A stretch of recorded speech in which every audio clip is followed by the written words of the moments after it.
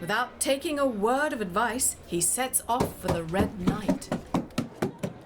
Yvonne follows Perceval, slipping out the back way along the garden at the side of the hall, down through a postern gate, to the road where the knight sits in all his red glory, waiting for some chivalric adventure to come his way. Put them down, those arms of yours, and don't wear them anymore. Those are King Arthur's orders.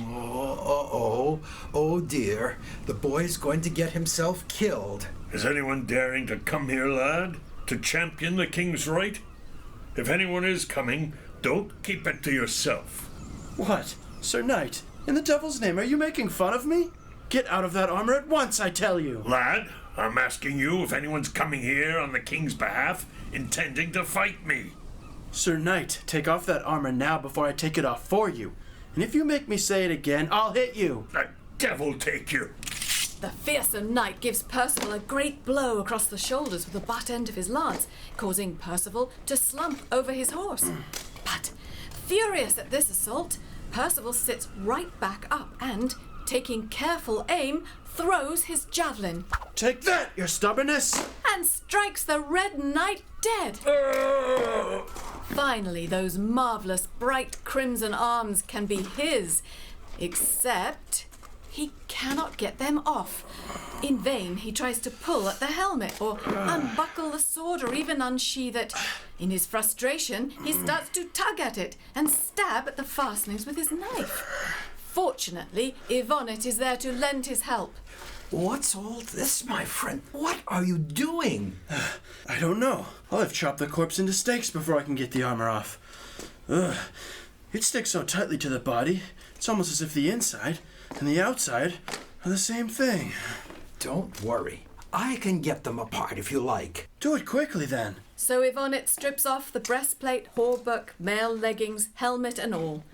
Underneath his armor, the Red Knight had worn a fine tunic of quilted silk. Why not take this fine tunic as well, my lord? Damn it! Are you joking? Why would I exchange the stout hempen shirt my mother made for this soft thin one? Yvonne shrugs and says no more, but laces Perceval in, fits spurs over the leggings, places his helmet over the hauberk, helps him mount the charger, then brings him shield and lance. My friend, take the king his goblet with my greetings. Indeed I will, and may you fare well on your adventures. Thank you, but now that I've become a knight, I'm headed back home. I can't wait for my mother to see these wonderful red arms. That may be, but remember, armed like this, any ruffian knight you meet won't think twice about attacking you. Or worse, to take your horse. Why not bring back the goblet yourself to the king, and I will happily train you. For though these arms fit you perfectly, you do not yet know how to use your weapons. Farewell, and thank you, my friend. Staring after the lad, Yvonne shakes his head in amazement, picks up the goblet, and turns back towards the court. Perceval goes riding on through the forest until he reaches an open stretch of country running alongside a swift and powerful river, wider than even a crossbow could shoot. Perceval follows along its bank until it rounds a corner and opens out into a bay. And there, on the far side of the river, he spies another castle, turreted and tall, with a massive barbican and keep. In front of its round gatehouse was a battlemented bridge.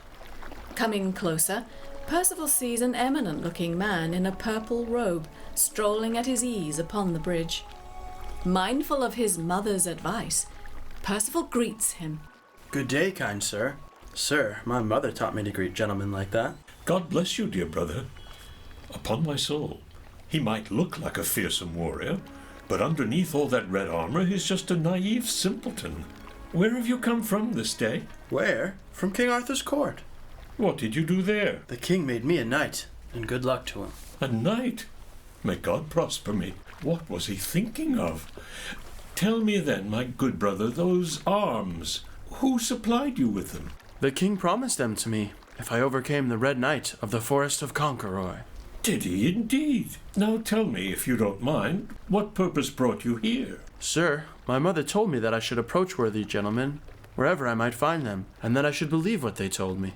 Blessing on your mother, dear friend, for she gave you sound advice. But is there anything else you need? Just to ask you for a lodging tonight, that's all.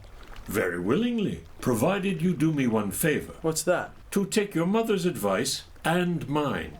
By my faith, I grant you that.